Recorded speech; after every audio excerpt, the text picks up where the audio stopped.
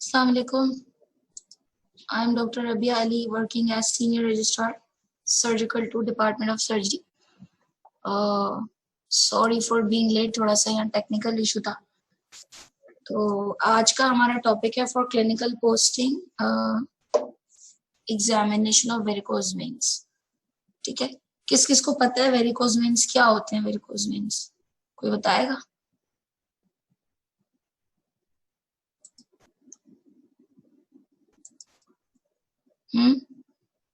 Does anyone know?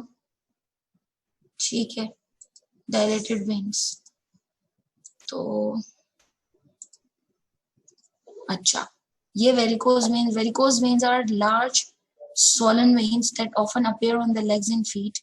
They happen when the valves in the veins don't work properly, so the blood doesn't flow effectively. The veins, अच्छा देखो, अब ये मेरी बात समझो कि आपका जो आर्टीरियल सिस्टम है उसमें कोई वेल्व्स नहीं होते, ठीक है। जो वीनस सिस्टम है, जो लेग से टुवर्ड्स हार्ट ब्लड कैरी करता है ना, वेन्स का काम क्या है? From organs they carry blood towards the heart. जो डिस्टल वेन्स है आपकी, जो फुट की हैं, जो कि ग्रेविटी डिपेंडेंट एरिया है, लेग, फुट, थाई, वहां से वो ब्लड लाती है, तो they have to propel the blood against the gravity ना, सो एज कि ब्लड पीछे ना जाए। वहां पे वेल्व्स होते हैं, वो वेल्व्स रुक जाते हैं, फिर ब्लड ऊपर पुश होता जाता है, it ultimately goes into the vena cava and then towards the heart. ठीक है। अच्छा, आपके थाई में और लेग में दो वीनस सिस्टम होते हैं, सुपरफिशियल एंड डीप। ठीक है। जो वेरिकोज वेन्स होती है they always occur in the superficial venous system. Superficial venous system जो है वो, उसमें कौन सी दो वेन्स होती है? Mainly great saphenous vein and short saphenous vein. ठीक है, गॉट इट। ये दोनों कनेक्टेड होती हैं with the deep venous system through the perforators. Perforators में छोटे छोटे चैनल्स होते हैं, वीनस चैनल, जो कि सुपरफिशियल सिस्टम को deep system in the thigh and leg connect करते हैं। तो होता क्या कि ब्लड यहाँ से फुट से सुपरफिशियल वेनस सिस्टम के थ्रू आता है, परफोरेटस के थ्रू डीप सिस्टम में जाता है, डीप सिस्टम से थाई से ऊपर इंटरनल लेग, और वहां से वेना कैवा, और वहां से फिर टुवर्ड्स हार्ट राइट एट्रियम में जाता है। ये पूरा कोर्स होता है। तो इस समझ में आ गई ये बात? ठीक है। तो जो सुपरफिशियल सिस्टम होता है उसमें वेल्व्स होते हैं, डीप सुपर वीनस सिस्टम जो है आपका। अच्छा, deep venous thrombosis DVT deep venous system में होता है, डीवीटी यानी जिसको हम कहते हैं, और वेरिकोज वेन जो होती है वो सुपरफिशियल वेनस सिस्टम में होती है। ये दो अलग अलग एंटिटीज हैं, ठीक है। तो जब वो इंगॉल्व डायलेटेड एबनॉर्मल टॉर्शियस वेन्स हो जाती हैं, जो कि बेरियन लव की डेफिनेशन है, ग्रेटर देन 1 mm, तो ये इस तरह से गुच्छा सा नजर आता है, ठीक है, ये वीनस सिस्टम का। ठीक है। अच्छा, आगे क्या कह रहे हैं? The veins rarely need treatment for healthy persons, but if swelling, aching and painful legs resolve and if there is considerable discomfort, treatment is available. बिल्कुल, शुरू में आप पेशेंट को लाइफस्टाइल मॉडिफिकेशन कहते हैं। इसकी जो इटियोलॉजी है उसमें इडियोपैथिक के अलावा एक तो प्रोलॉन्ग स्टैंडिंग ऑक्यूपेशन है। अब वो ऑक्यूपेशन क्या क्या हो सकता है, कोई बताएगा?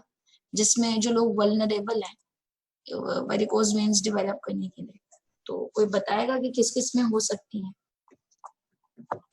क्या क्या ऑक्यूपेशन है उनमें वल्नरेबिलिटी और प्रेडिलेक्शन है वेरिकोज वेन्स डेवलप करने की?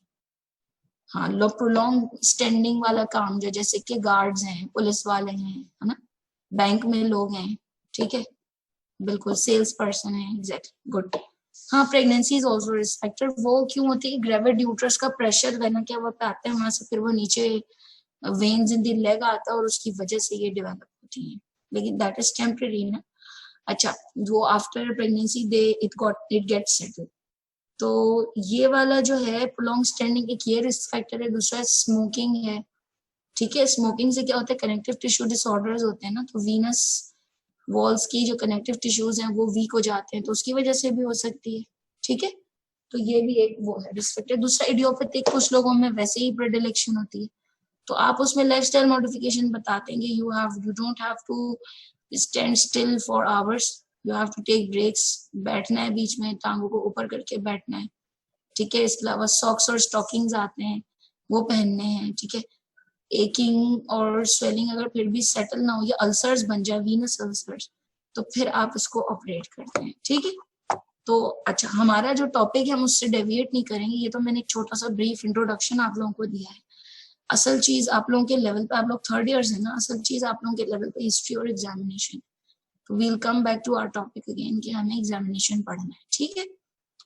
एग्जामिनेशन उसमें क्या है कि सबसे पहले एग्जामिनेशन स्टार्ट कैसे होता है, एनी एग्जामिनेशन, हाँ क्या होता है, प्रोटोकॉल्स क्या है, always you introduce yourself to the patient, take the introduction from the patient, ठीक है, वॉश योर हैंड्स या sanitise your hands, explain to the patient that what you are going to do, what you are going to examine, ठीक है। फिर उसके बाद patient का exposure बहुत इंपॉर्टेंट है ना। हाँ, टेक कंसेंट में यही आ जाता है कि if you are explaining the procedure आपको कंसेंट भी देगा। अच्छा, आपको जो एक्सपोजर है उसमें क्या है कि बॉटम क्लोथिंग, ठीक है, उसमें क्या है कि अंडरगारमेंट्स ऑफर नहीं करनी, undergarment they will wear the undergarments but they will expose their limbs from groin up to the, ठीक है, एंड लोअर एब्डोमेन, ठीक है। शेप्रॉन क्या होता है भाई, कोई बताएगा, किसी को पता है शेप्रॉन क्या होता है?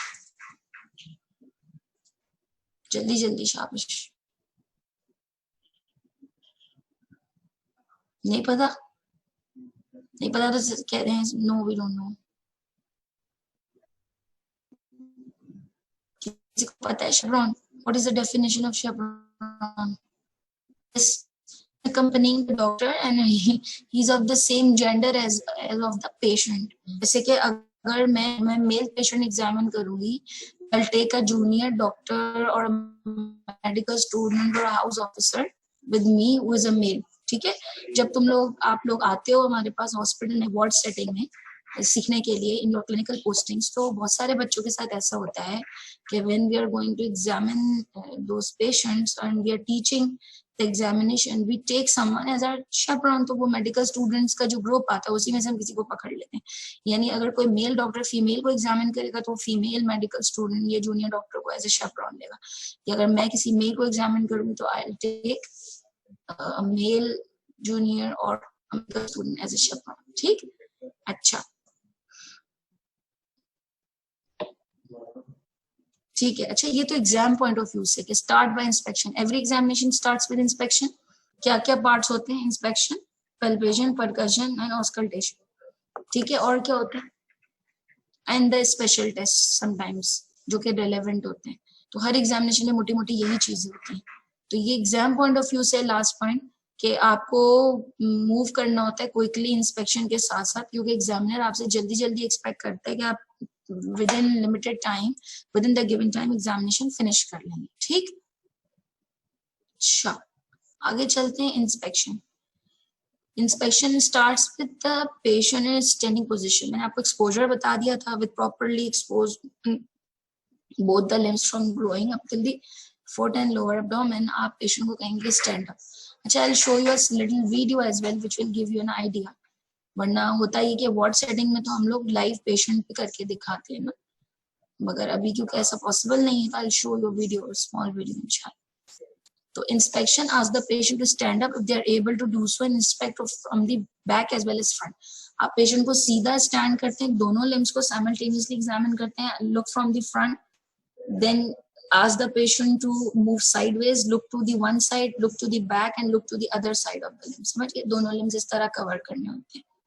अच्छा, look for science of Venus insufficiency. Venus insufficiency के साइंस में क्या क्या आता है? वेरिकोज वेन्स आते हैं, वेरिकोज एक्सेमा आता है, ब्राउन पैचेस नजर आते हैं, ठीक है, जिसको हेमोजाइड्रिन स्टेनिंग कहते हैं, और atrophy Blanche, white patches with dark borders. Atrophy Blanche का मतलब है कि स्किन वहां की थोड़ी सी डिपेंड हुई हुई होती है, एट्रोफिक लगती है आपको, व्हाइट पैचेस होते हैं और सराउंडिंग में डार्क बॉर्डर्स होते हैं, ठीक है। इसके अलावा you have to see the medial aspect of the ankle and foot, particularly for the venous ulceration। venous ulcers हमेशा medial aspect of the medial malleoli के पास होते हैं, जिसको हम गेटर एरिया भी कहते हैं, ठीक है।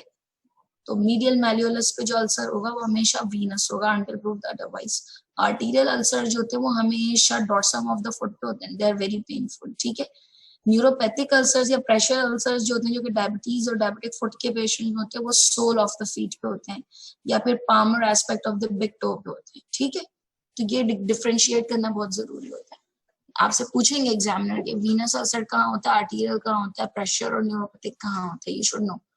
इसके अलावा लाइपोडर्मेटोस्क्लेरोसिस, ये क्या होता है कि लिपिड डिपोजिशन होती है प्रोलॉन्ग वीनस इनसफिशिएंसी की वजह से, जो कि फिर इन्फ्लेमेशन करती है इनटू द स्किन एंड वहां पे स्किन थिकेंड हो जाती है, जिसको लाइपोडर्मेटोस्क्लेरोसिस कहते हैं। और उसकी वजह से आगे क्या होगा, hardening of the skin, swollen calf, इसको हम शैंपेन बॉटल अपीयरेंस भी कहते हैं। अभी आगे डायग्राम आ रही है, मैं आपको दिखाती हूँ। शैंपेन बॉटल अपीयरेंस, ठीक है, ये देख लो स्वॉलन काफ है, ये एट्रोफी ब्लैंच है, हीमोजाइड्रिन स्टेनिंग है, ये एक्जिमेटस चेंजेस हैं सारे, ये हीमोजाइड्रिन पिगमेंटेशन है, ठीक है। अच्छा, फिर look for any varicosities present in the lower limb, inspect the course of both the long and short saphenous vein। अब किसी को पता है anatomical surface anatomy लॉन्ग और शॉर्ट सफनेस वेन की? लॉन्ग सफनेस वेन कहाँ से शुरू होती है, शॉर्ट सफनेस वेन कहाँ से शुरू होती है, कोई बताएगा? ग्रेट सफनेस वेन या long saphenous vein always start from the medial aspect of the big toe, वहां से वो होती हुई medial aspect of the foot पे जाती है, वहां से काफ्स में जाती है, काफ में पोस्टीरियरली जाती है, पोस्टीरियरली जाने के बाद नी पे और पॉप्लिडियल फोसा में मीडियली एंटर होके थाई पे आती है, वहां से हंटर्स कैनाल के थ्रू होती हुई ऊपर ऊपर ऊपर सेफिनोफेमोरल जंक्शन में जाके एंड अप करती है, ठीक है। अभी ये मैं आपको बता रही हूँ, आप पढ़े। Medial side of the leg running anterior to the medial malleus, posterior to the medial condyle of the knee before draining into the femoral vein in the medial femoral triangle, ठीक है। शॉर्ट सफनेस वेन लिटिल टो के laterally शुरू होती है, छोटा जो हमारी छोटी फिंगर होती है, डिजिट होता है, वहां से फिर posterior side of the leg पे होती है, running posterior to the lateral malleolus, lateral border of calcaneal tendon, popliteal vein में ड्रेन करती है वो, two heads of between the two heads of gastrocnemius. अच्छा, इसके अलावा you should look for scars indicating previous surgery या फिर any obvious varicose veins, ठीक। समझ आ गया यहाँ तक सबको? कोई सवाल, कोई चीज? से yes if you got me till here।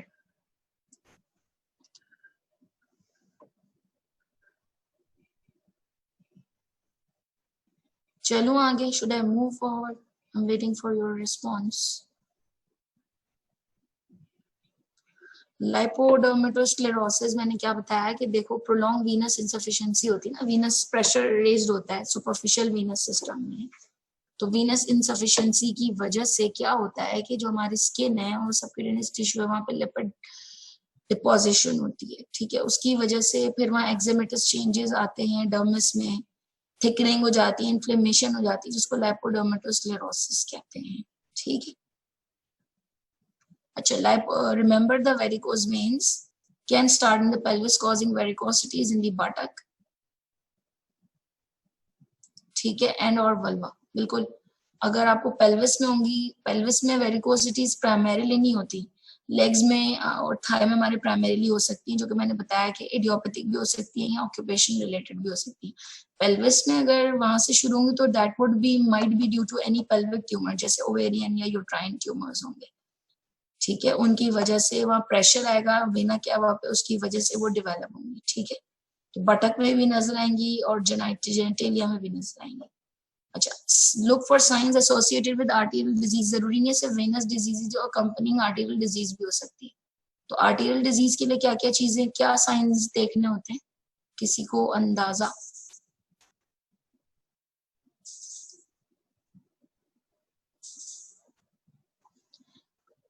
Distal feet में और फिंगर में गैंग्रीन देखते हैं, ठीक है। अल्सर्स देखते हैं, आर्टेरियल अल्सर जो कि बहुत पेनफुल होते हैं, लॉस ऑफ हेयर ग्रोथ होती है, नेल्स थिकन और ब्रिटल हो जाते हैं, ठीक है, अल्सर्स बन जाते हैं जैसे कि मैंने बताया, एंड कैपिलरी रीफिल जो है वो डिलेड हो जाती है, फुट पेल हो जाता है, ठीक है। और pressure points between the toes ये भी देखेंगे, और सर्जिकल स्कार्स, ठीक है। हाँ, पल्सेस भी देखते हैं, वो एंड में देखते हैं, ठीक है। अब ये देखो, ये शैंपेन बॉटल अपीयरेंस, किसी ने शैंपेन की बॉटल देखी? देखी होगी भाई, बहुत मतलब मीडिया सबके पास है, सोशल मीडिया, तो ये उसी की तरह की अपीयरेंस है, ठीक है। सो शैंपेन बॉटल अपीयरेंस है जो कि प्रोलॉन्ग वीनस इनसफिशिएंसी और काफ मसल में स्वेलिंग की वजह से हो जाती है। ये देखो, ये लाइपोडर्मेटोस्क्लेरोसिस है, एक्जिमेटस चेंजेस हैं, ये हीमोजाइड्रिन पिगमेंटेशन है, ठीक है। तो ए क्या नजर आ रहा है, hyper pigmentation of the limbs. इसमें क्या नजर आ रहा है, पिटिंग एडिमा एंड लिपोडर्मेटोस्क्लेरोसिस। ठीक है, अब समझ में आ गया लिपोडर्मेटोस्क्लेरोसिस। चलें आगे चलते हैं। अच्छा, इंस्पेक्शन के बाद आ गई पल्पेशन। पल्पेशन में क्या होता है, सबसे पहले start from the saphenofemoral junction. Saphenofemoral junction क्या होता है, मैंने क्या बताया, हमारे पास दो वीनस सिस्टम होते हैं इन द लोअर लिम्स। तो जो ग्रेट सेफिनस वेन है वो एंड अप होती है आके फेमोरल वेन में, जिस लेवल पे एंड अप होती है उसको कहते हैं सेफेनोफेमोरल जंक्शन। उसमें आके ड्रेन करती है फेमोरल वेन में। और उसकी एनाटॉमिकल लैंडमार्क क्या है, 4 centimetre lateral and inferior to the pubic tubercle. आप प्यूबिक ट्यूबरकल फील करते हैं पेशेंट का, वहां से फिर आप इंफीरियर एंड लेटरल जाते हैं 4 सेंटीमीटर, और वहां पे आप पल्पेट फील करते हैं कि यहाँ पे सेफेनोफेमोरल जंक्शन होगा। समटाइम्स वीनस इंसफिशिएंसी और वेरिकोसिटीज की वजह से वहां पे एक लार्ज सी वेरिकोसिटी बन जाती है जो कि विजिबल भी होती है एट सेफेनोफेमोरल जंक्शन। यानी सेफेनोफेमोरल जंक्शन इटसेल्फ बहुत डायलेट हो जाता है, वेरिकोसिटी बन जाती है उसमें लार्ज, जिसको हम कहते हैं सेफिना वेरिक्स। सेफिना वेरिक्स, उसको आप पल्पेट करते हैं, फील करते हैं, आस्क द पेशेंट टू कॉफ। जब आप कॉफ करेंगे तो जब पेशेंट कॉफ करेगा तो आपका हाथ उस पर जब रखा हुआ होगा तो आप you will feel a certain thrill. ठीक है, जो डायलेटेड एरिया है वहां पे, उस थ्रिल से ये बात समझ आ जाएगी कि ब्लड इज रिगर्गिटेटिंग, यानी फेमोरल में गया है ब्लड, वहां से वापस सेफनस वेन की तरफ आया and we are feeling thrill. ठीक है, तो ये कॉफ टेस्ट पॉजिटिव आता है इसमें। ठीक है, सेफना वेरिक्स में। अच्छा, इसके बाद परकशन। परकशन क्या है, टैप टेस्ट। ठीक है, अगर आपको कोई ऑब्वियस वेरिकोसिटीज नजर आ रही हैं तो आप वहां पे क्या करते हैं, टैप करते हैं फिंगर की मदद से, जैसे हम परकशन पे करते हैं। और उस टैप करने से क्या होता है, एक लेवल पे आपने ऊपर हाथ रखा होता है, नीचे के लेवल पे जहाँ वेरिकोसिटी वहां आप टैप करते हैं तो आप ऊपर सेफेनोफेमोरल जंक्शन पे थ्रिल फील करते हैं। ठीक है, वो अगेन इट इंडिकेट्स के ब्लड जो है वो पुश बैक हो रहा है। ठीक है, नजर आपको समझ आया। Place 1 and get saphenofemoral junction and other hand on any varicosity visible. Tap the sephonofemoral junction again and feel for the percussion with the other hand. ठीक है, तो आपको मिलेगी move distally down the varicosity until unable to feel the percussion. वही thrill आपको feel होना बंद हो जाएगी। यानी आपने सेफेनोफेमोरल जंक्शन पे टैप करना शुरू किया, नीचे एक दूसरे हाथ से फील करते गए, आपको थ्रिल फील होती जाएगी जो विजिबल वेरिकोसिटी होगी। आप नीचे तक आते जाएंगे until you are unable to feel the thrill. ठीक है, तो ये इंडिकेट करेगा कि ये वेरिकोसिटीज हैं यहाँ पे। ठीक है, फिर स्पेशल टेस्ट। स्पेशल टेस्ट में सबसे पहले हम करते हैं ट्रेंडलेनबर्ग्स टेस्ट। ट्रेंडलेनबर्ग्स टेस्ट में क्या होता है, पेशेंट सुपाइन होता है, ठीक है, and you have to see the level at which there is a defect. ठीक है, आप सबसे पहले पेशेंट को सुपाइन लिटाते हैं। अच्छा, परकशन मैंने आपको बताया कि देखें, सेफना वेरिक्स आपको समझ में आ गया ना, सेफेनोफेमोरल जंक्शन अगर डायलेटेड हो तो सेफना वेरिक्स कहलाता है। ठीक है, वहां पे आप परकशन, वहां पे आप टैप करते हैं हाथों से। ठीक है, और जो है ना, और नीचे आप अपने दूसरे हाथ को फील करते हुए आते हैं परकशन के थ्रू। टैप करते हैं सेफेनोफेमोरल जंक्शन पे और उसकी थ्रिल को फील करते आते हैं दूसरे हाथ से डिस्टिल डाउन द थाई जहाँ वेरिकोसिटीज हैं, until you are unable to feel the percussion. ठीक है, unable to feel the thrill. समझ गए, ऊपर परकस करते हैं सेफेनोफेमोरल जंक्शन में कंटिन्यूअसली और नीचे आप फील करते हुए आते हैं until down the thigh you are unable to feel. ठीक है,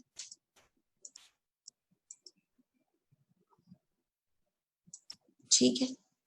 स्पेशल टेस्ट में ट्रेंडलेनबर्ग्स टेस्ट। ट्रेंडलेनबर्ग्स टेस्ट में क्या करना होता है, पेशेंट को सुपाइन लेटाते हैं, फिर उसका इफेक्टेड जो लेग है वो पूरा ऊपर उठा के अपने शोल्डर पे रखते हैं और उस नीचे से down the leg up to the thigh massage करते हैं। ठीक है, ताकि क्या होगा कि उससे वेनस सिस्टम एम्प्टी हो जाएगा, खाली करते हैं वेन्स को। ठीक है, और फिर उसी एलिवेटेड पोजीशन में आप एक टॉर्निके बांध देते हैं अराउंड द प्रॉक्सिमल थाई। इसमें क्या इससे क्या आप लेते हैं, इससे आप करते हैं कि आप सेफेनोफेमोरल जंक्शन को कंट्रोल कर लेते हैं। वहां जो इनसफिशिएंसी है ब्लड की या डेफिशिएंट फ्लो है जो कि पीछे पुश बैक आ रहा है, रिगर्गिटेशन है ब्लड की, उसको आप रोक देते हैं टॉर्निके बांध के। अब आप पेशेंट से कहते हैं कि आप खड़े हो जाएं। जब वो खड़ा होता है तो फिर आप देखते हैं कि अब वेरिकोज वेन्स अपेयर हो रही हैं या नहीं। सही है। If the varicose veins do not appear या do not fill back, this indicates के problem is above the tourniquet level, यानी कि सेफनोफेमोरल जंक्शन, क्योंकि आपने उसे कंट्रोल कर लिया। अगर फिर भी वेरिकोज वेन्स डेवलप हो रही है, इसका मतलब ये है कि जो प्रॉब्लम है that is below the tourniquet level. और वो किस लेवल पे होती है? ज्यादातर परफोरेटर्स के लेवल पे। मैंने क्या बताया था? परफोरेटर्स क्या होते हैं? That the small channels that connect the superficial and deep venous system. तो जब आप वेरिकोज वेन्स को देखते हैं तो you have to rule out के सेफनोफेमोरल जंक्शन में इनसफिशिएंसी है, इनकॉम्पिटेंसी है, इसके अलावा परफोरेटर्स सही है या उनमें भी इनकॉम्पिटेंसी, उसको भी आपको रूल आउट करना है। तो जब आपने टॉर्निकेट बांध दिया, तो अगर ऊपर आपने सेफनोफेमोरल जंक्शन कंट्रोल कर लिया and varicose veins are not coming back on standing, इसका मतलब कि प्रॉब्लम सिर्फ सेफनोफेमोरल जंक्शन में है। लेकिन अगर फिर भी आ रही है टॉर्निकेट से कंट्रोल करने के बाद, इसका मतलब कि नीचे परफोरेटर्स में प्रॉब्लम है, दे आर आल्सो इनकॉम्पिटेंट। ठीक है। अच्छा, फिर आप जो परफोरेटर्स हैं वो आपको पता होना चाहिए। हमारे 4 परफोरेटर्स होते हैं। एक तो सेफनोफेमोरल जंक्शन हो गया, इसके बाद एक मिड थाई में एक परफोरेटर होता है, ठीक है, जिसको हंटेरियन परफोरेटर्स कहते हैं। ठीक है। एक डिस्टल थाई में होता है जिसको डॉट कहते हैं। एक प्रॉक्सिमल नी में होता है जिसको वॉइड कहते हैं। एक थोड़ा सा उससे नीचे जिसको पॉकेट कहते हैं, और एक एंकल में, यानी 4 परफोरेटर्स होते हैं। ये बेलियन लव ने दिया हुआ, आप पढ़ सकते हैं। तो वो फिर आप डिफरेंट डिफरेंट लेवल्स पर टॉर्निकेट रखते हुए आते हैं। यानी आपने सबसे पहले प्रॉक्सिमल थाई में रखा, फिर आपने जस्ट अबव नी रखा, तो आपने वो वाला जो परफोरेटर है डिस्टल थाई वाला वो भी कंट्रोल कर लिया। अगर उससे फिलिंग कंट्रोल हो गई, इसका मतलब कि ये इनकॉम्पिटेंट था ना। ठीक है। लेकिन अगर फिर भी नीचे आया जा रहा है, इसका मतलब कि नीचे वाले भी इनकॉम्पिटेंट है, फिर आप उस लेवल पे बांधते हुए जाएंगे। यानी इस तरह आप 4 लेवल्स पे टॉर्निकेट बांध के चारों परफोरेटर्स असेस कर लेंगे जो मैंने आपको बताया। ठीक है।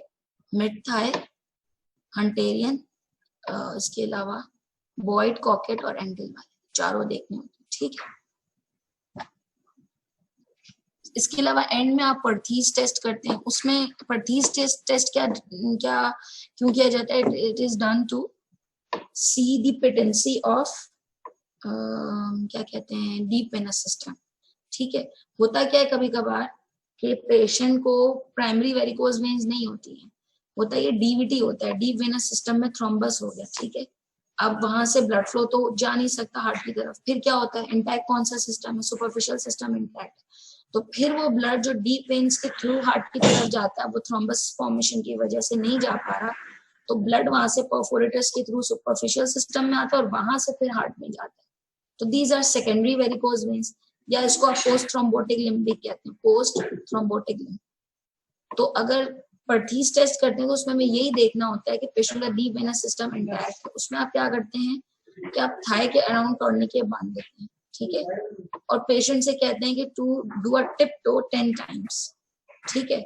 अगर उसको टिप टोइंग पे कोई पेन नहीं हो रहा और सुपरफिशियल वेन्स कोलैप्स होके और आराम से डीप वेनस सिस्टम के थ्रू ड्रेन हो रही है, इसका मतलब ये कि डीप सिस्टम इंटैक्ट है। लेकिन अगर किसी पेशेंट को डीवीटी होगा तो जो वेरिकोसिटीज बनी हुई है, डेवलप हुई हुई है, एक तो वो ड्रेन नहीं होंगी, वो एम्प्टी नहीं होंगी, दूसरा पेशेंट को पेन होगा।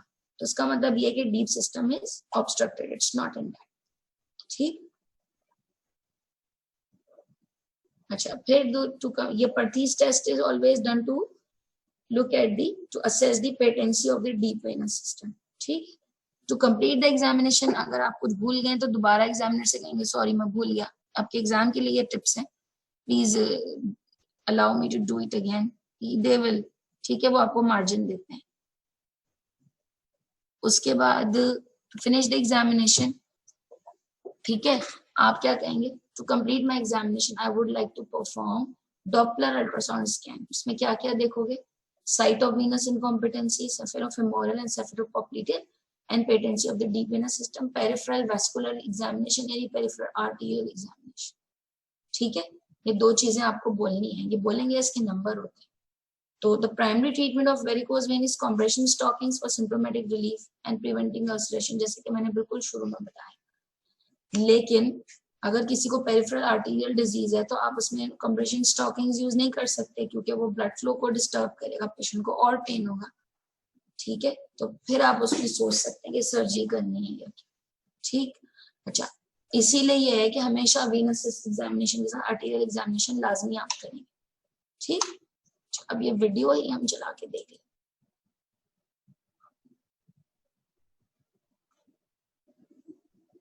So to start with the examination of the venous system, the first thing I like to do is ensure that ये देख रहे हैं वेरिकोज वेन नजर आ रही है। check that there are peripheral pulses that build. अच्छा, इन्होंने शुरू में ही आर्टीरियल एग्जामिनेशन कर लिया। इट्स अप टू यू, लेकिन मैं आपसे ये कहूंगी पहले वीनस करें और फिर कहें कि मैं एंड में आर्टीरियल करूं। Following that, to inspect the leg, initially looking for any signs of spider veins, varicose veins. So there are a few varicose veins in this, as well as looking for any evidence of edema, which you can check and discuss with and also looking for hemosiderin staining, so orange brown pigmentation, or atrophy blind, or local levels of sclerosis, which will typically give you inverted champagne appearance. Then going to palpate the vein, so you feel for any saphenous variants, which typically will occur at the saphenous junction. Palpate the veins themselves to see if there are any areas where there are lumps or any evidence of nephritis, and also check the temperature. And also look at the back to look at the saphenous popliteal junction and the distribution of varicose veins at the back of the leg. This will give you a guide as to where any varicose veins might be or where they really sit.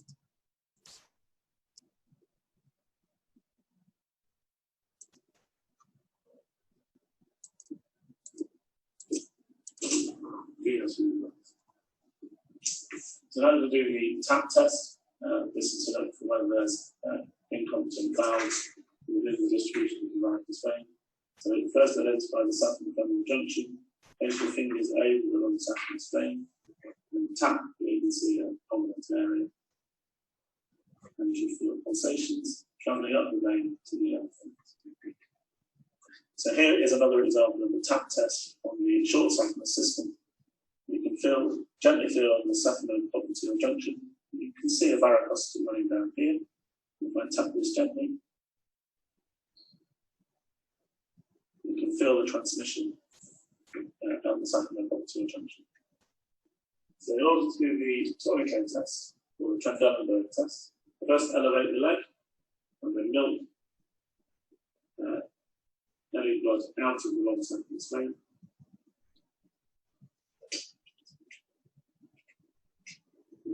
Rest of them there.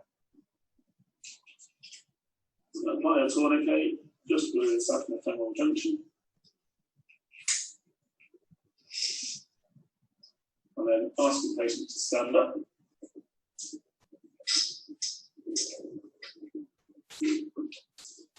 If the incompetence is above where your tourniquet is, then the veins will no longer fill. And you can test this by releasing the tourniquet and the veins will fill. If the tourniquet does not stop the veins from filling, then the level of incompetence is lower, and therefore the test can be repeated further down the leg until the level of incompetence is identified. And that will mean that your incompetence is secondary to a perforator lower in the leg rather than the saphenofemoral junction itself. So now we're going to do the Perthes test, which is to look for deep venous insufficiency. Just to begin this test by placing a tourniquet around the middle of the thigh and ask the patient to stand up and down on their toes 10 times and look at the long saphenous vein. This manoeuvre should increase the deep venous return and therefore blood should be drawn out of the superficial venous system into the deep venous system. And so any obvious varicosities should be reduced. So you can see that this has come down slightly.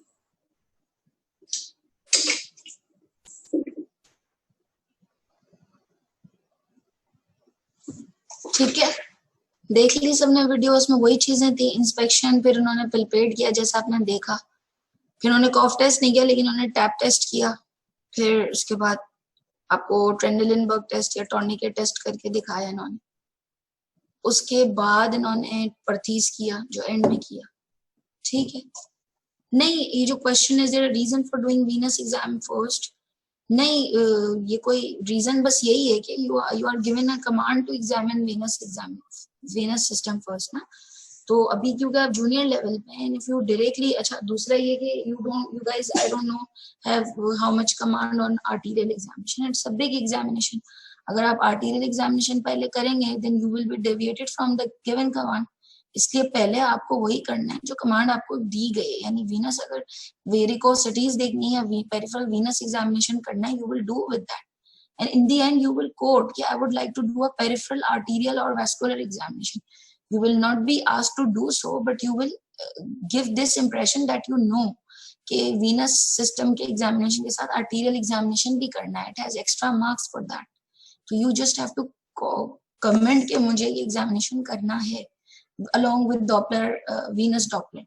There are marks for these things. Just आपको बोलने पर ही number मिल जाते हैं कि बच्चे को पता है, स्टूडेंट नोज कि मुझे अकम्पनिंग एग्जामिनेशन क्या क्या रिलेवेंट करने हैं। ठीक है, ये मैं आप लोगों को एग्जाम पॉइंट ऑफ व्यू से कुछ टिप्स दे रही हूँ and they will definitely help you इंशाल्लाह। ठीक है, तो वी आर फिनिशिंग है, किसी को अगर कुछ पूछना है तो पूछ लें, otherwise we are going to finish the meeting इंशाल्लाह। You can go through more through internet and बहुत सारी साइट्स हैं जहाँ बहुत अच्छे अच्छे एग्जामिनेशन दिए हुए, बुक्स भी पढ़ सकते हैं। नॉर्मन ब्राउज आप लोगों की बुक है, उसको फॉलो करें, क्लिनिकल मेथड्स की, उसमें दिया हुआ है ये सब कुछ। ठीक है, और जो मैंने बताया और वीडियो देखिए तो फिर और समझ आ जाएगा नॉर्मन ब्राउज से पढ़ने से। ठीक है, समझ आ गई? Should be finish?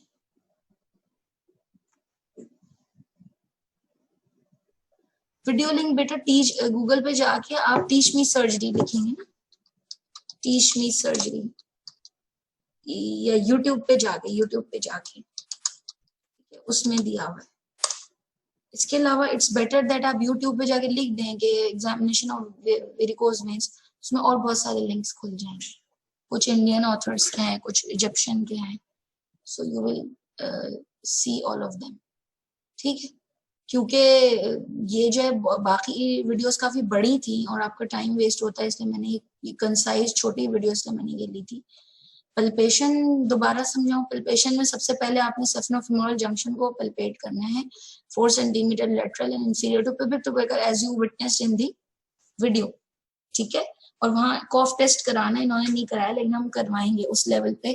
सेफनावेरिक्स को यानी सेफनोफेमोरल जंक्शन जो डायलेटेड होगा उसको फील करके कॉफ करवाएंगे पेशेंट को। अगर कॉफ टेस्ट पॉजिटिव है मींस पेशेंट वहां पे इनकॉम्पिटेंसी है। ठीक है, उसके बाद फिर टैप टेस्ट वो परकशन में होता है।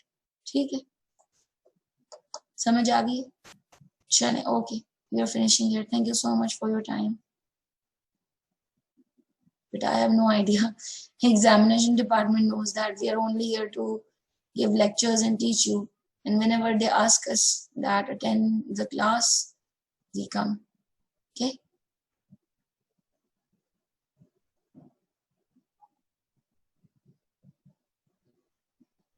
सही है?